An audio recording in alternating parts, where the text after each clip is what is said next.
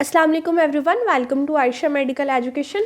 आज इस वीडियो में हम लोग स्टडी करने जा रहे हैं clinical anatomy of the mediastinum. Previous video में हम लोगों ने डिटेल स्टडी किया था एनाटमी ऑफ मीडियास्टिनम को, जिसमें हम लोगों ने मीडियास्टिनम की सब डिविजन्स, बाउंड्रीज और उसके कंटेंट्स को देखा था। ठीक है, इससे पहले आप मीडियास्टिनम को देख लीजिएगा, उसके वीडियो का लिंक जो है मैं डिस्क्रिप्शन बॉक्स में डाल दूंगी। सो इसकी आज हम देखेंगे क्लिनिकल एनाटमी, इसमें क्या क्या क्लिनिकल प्रॉब्लम्स आ सकते हैं। ठीक है, सबसे पहले देखते हैं Prevertebral layer of deep cervical fascia extends to the superior mediastinum and T4 vertebra। ठीक है, fourth thoracic vertebra। Prevertebral layer of deep cervical fascia कहाँ पर होती है? हमारा नेक का जो फेशिया है ना, डीप सर्वाइकल फेशिया, उसकी ये लेयर होती है। ठीक है, मीन नेक से इसका अटैचमेंट होता है मीडियास्टिनम में। सो इसको हम इसलिए स्टडी कर रहे हैं इसकी क्लिनिकल एनाटमी में, क्योंकि इसका कोई ना कोई लिंक है सुपीरियर मीडियास्टिनम में और उसके अलावा T4 जो थोरेसिक वर्टिब्रा है उसके साथ। प्रीवर्टिब्रल लेयर क्या होती है? हमारे पास इन्वेस्टिगेटिंग लेयर होती है, प्रीवर्टिब्रल लेयर होती है, बक्कोफ्रिंजियल होती है, ठीक है, प्रीट्रैकियल लेयर होती है, बक्कोबेजिलर होती है। ठीक है, मीन इसकी जो लेयर्स है। सो प्रीवर्टिब्रल लेयर एक ऐसी लेयर होती है जो नेक को एक कॉलर की तरह कवर करती है। ठीक है, सो ये जो लेयर है ये कहाँ तक एक्सटेंड करती है? नेक से कहाँ तक चली जाती है? सुपीरियर मीडियास्टिनम तक और उसके अलावा T4 वर्टिब्रा तक। ठीक है, so infection behind fascia pass down into the superior mediastinum but not lower down. So अगर सम टाइम इस फेशिया का इन्फेक्शन हो जाए तो ये क्या करता है, ये जो हमारे पास इन्फेक्शन है पास डाउन हो जाता है सुपीरियर मीडियास्टिनम में। ठीक है, इसलिए हमने इसको स्टडी किया है कि अगर हमारे पास सम टाइम सुपीरियर मीडियास्टिनम का इन्फेक्शन हो जाए तो किसकी वजह से होता है? प्रीवर्टिब्रल लेयर जो है उसके इन्फेक्शन की वजह से। ठीक है, नेक्स्ट हमारे पास pretracheal fascia also extends to the neck and infection between pretracheal and prevertebral layer can spread into the superior mediastinum. ठीक है, and through it to the posterior mediastinum. इसमें क्या बात की है कि अब दो लेयर्स की बात आ गई है। हम ये भी प्रीट्रैकियल लेयर भी डीप सर्वाइकल फेशिया की ही लेयर है। ठीक है, सो प्रीट्रैकियल और प्रीवर्टिब्रल लेयर के दरमियान अगर इन्फेक्शन हो जाए तो वो भी क्या करता है? एक्सटेंड करता है, स्प्रेड कर जाता है सुपीरियर मीडियास्टिनम तक। बट इसमें डिफरेंस क्या है? ये फिर पोस्टीरियर मीडियास्टिनम में भी चला जाता है। बेसिकली अगर इस तरह से हम क्रॉस सेक्शन देखें तो ये थी सुपीरियर मीडियास्टिनम, ये थी इन्फीरियर। ठीक है, इन्फीरियर की नेक्स्ट 3 सब डिविजन्स हो गई थी पेरिकार्डियम की वजह से, इस तरह से। फिर इसको बोला एंटीरियर, इसको बोला मिडल, इसको बोला पोस्टीरियर। ठीक है, सो इसी की बात की है कि सुपीरियर से नीचे पोस्टीरियर में आ जाता है। मीन इन्फीरियर मीडियास्टिनम की एक सब डिवीजन है जिसको बोलते हैं पोस्टीरियर मीडियास्टिनम, जो पीछे वाली साइड पे है, वर्टिब्रल कॉलम के साथ है। ठीक है, सो यहाँ से इन्फेक्शन यहाँ आ जाएगा। अब जो फर्स्ट वाला क्लिनिकल है उसमें क्या है? सुपीरियर मीडियास्टिनम तक इन्फेक्शन रहता है बट नॉट लोअर डाउन।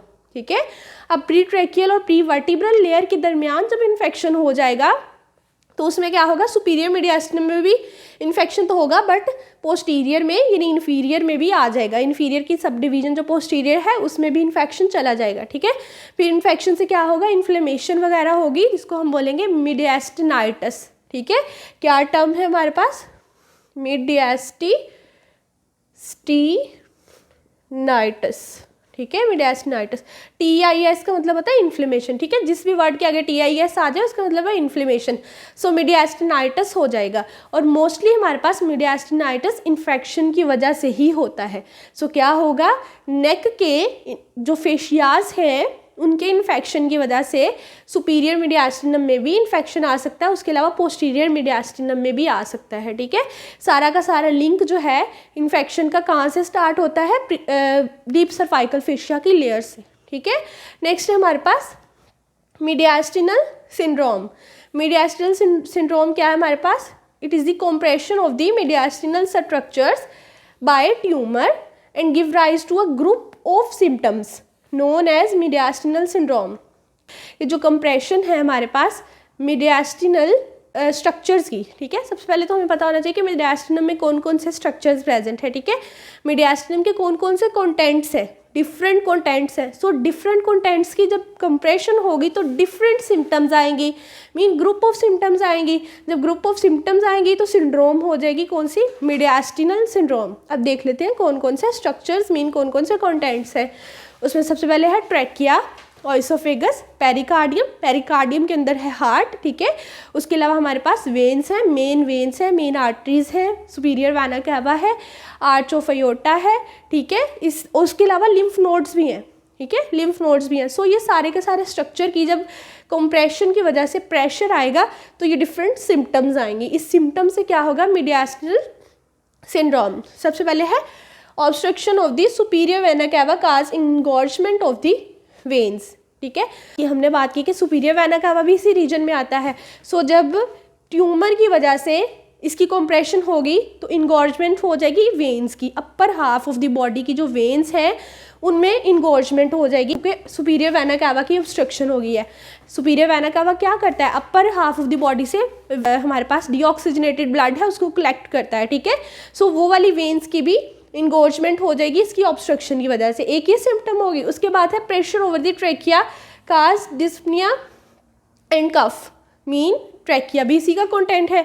सो जब ट्रेकिया की प्रेशर आएगा, ट्रेकिया की कंप्रेशन होगी तो क्या होगा, डिस्पनिया हो जाएगा और कफ आएगी। मीन डिस्पनिया क्या होता है, shortness, tightness of the chest, mean हमारे पास ब्रीदलेसनेस, ब्रीदिंग इशू आता है, ठीक है, डिस्पनिया में। उसके अलावा कफ भी हो जाती है। उसके अलावा ऑइसोफेगस भी है। सुपीरियर मीडियास्टिनम के कंटेंट्स पढ़े ना तो यहाँ से हमारे पास ऑइसोफेगस पास करता है। So pressure on the oesophagus causes dysphagia, ठीक है। डिस्फेजिया क्या है, हमारे पास इशू हो जाता है स्वेलविंग में, मीन पर्सन जो है वो स्वेलो नहीं कर पाता फूड को ठीक से। सो उसमें इसमें ये इशू आ जाता है डिस्फेजिया का, ठीक है। नेक्स्ट है pressure on the left recurrent laryngeal nerve. Laryngeal से आपको पता चल रहा होगा लेरिंग्स, ठीक है। सो ये लेरिंग्स को जो नर्व सप्लाई करती है उससे क्या होगा, उसके ऊपर कंप्रेशन आएगी, प्रेशर आएगा उस नर्व पे, उससे क्या हो जाएगा, dysphonia, hoarseness of the voice. Phonia से आपने याद किया फोनिक्स वॉइस की टर्म है, ठीक है। सो डिस्फोनिया हो जाएगा रिकरेंट लेरेंजियल नर्व की कंप्रेशन की वजह से। यहाँ पर 3 टर्म है, डिस्पनिया, डिस्फेजिया एंड डिस्फोनिया, ठीक है। सो इन टर्म्स को हमने मिक्स नहीं करना। डिस्पनिया क्या है, हमारे पास ब्रीदलेसनेस है, ब्रीदिंग इशू है, ठीक है, टाइटनेस ऑफ द चेस्ट है, ठीक है, डिस्पनिया। और डिस्फेजिया क्या है, फेजिया से आपने याद कर लेना ऑइसोफेगस के, फेगस फेजिया, ठीक है। सो ऑइसोफेगस के रिलेटेड जो होगा वो डिस्फेजिया होगा, मीन स्वैलो करने में इशू आ जाएगा। डिस्फोनिया क्या होगा, फोनिया, फोनिक्स, ठीक है, वॉइस से आपने याद कर लेना, वॉइस इशू आ जाएगा, अब नॉर्मल वॉइस हो जाएगी डिस्फोनिया में, ठीक है। डिस्पनिया, डिस्फेजिया, डिस्फोनिया, एक ट्रैकिया की कंप्रेशन की वजह से, एक ऑइसोफेगस की कंप्रेशन की वजह से, और एक हमारे पास रिकरेंट लेरेंजियल नर्व की कंप्रेशन की वजह से, ठीक है। नेक्स्ट हमारे पास pressure on the phrenic nerve causes the paralysis of diaphragm muscle. Phrenic nerve diaphragm muscle को सप्लाई करती है। सो जब हमारे पास फ्रेनिक नर्व का कंप्रेशन हो जाएगा तो डायफ्राम मसल का पैरालिसिस हो जाएगा। डायफ्राम मसल भी हमारे पास स्केलेटल मसल है, मेन इंस्पायरेटरी मसल है, मेन इंस्पायरेशन में ज़्यादा असिस्ट करता है। ओवरऑल हमारे पास ये रेस्पिरेटरी मसल है, बट हम इसको कहते हैं मेन इंस्पायरेटरी मसल। इससे हमारे पास ब्रीदिंग इशू भी आ जाएंगे इसके पैरालिसिस की वजह से। नेक्स्ट हमारे पास pressure on the intercostal nerve cause pain in the area which it supply.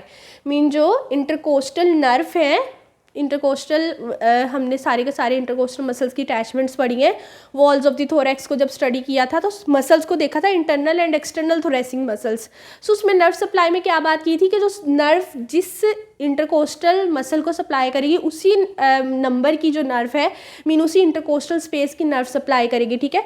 First intercostal muscle है तो उसको फर्स्ट इंटरकोस्टल नर्व सप्लाई करती है।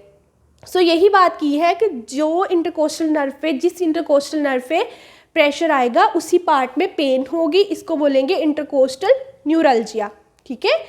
Pressure on the vertebral column cause erosion of the vertebral body. So vertebra, thoracic vertebra इसके posterior side पे होते हैं। सो mediastinum में इसकी वजह से, ट्यूमर की वजह से जब कंप्रेशन हो आएगी, प्रेशर आएगा तो वर्टिब्रा बॉडीज़ भी इससे इफेक्ट होंगी और उनकी इरोजन हो जाएगी। उसके अलावा हमारे पास ये हॉजकिंस डिजीज़ है जिसमें लिम्फ नोड्स की स्वेलिंग हो जाती है, उसकी वजह से भी कंप्रेशन आता है, ठीक है। उसके अलावा हमारे पास ब्रोंकोजेनिक कार्सिनोमा होता है, मीन कैंसर हो जाता है ब्रोंकोजेनिक, उसकी वजह से भी कंप्रेशन आती है। सो उस कंप्रेशन की वजह से ये सारे के सारे स्ट्रक्चर, ये कंटेंट्स है, इन पे प्रेशर आएगा और ये डिफरेंट सिम्टम्स आएंगी और इन सिम्टम्स की वजह से क्या हो जाएगा, मीडियास्टिनल सिंड्रोम। ये थी हमारे पास सारी की सारी clinical anatomy of the mediastinum. If you understand this video so please like, share and subscribe the channel. Thanks for watching.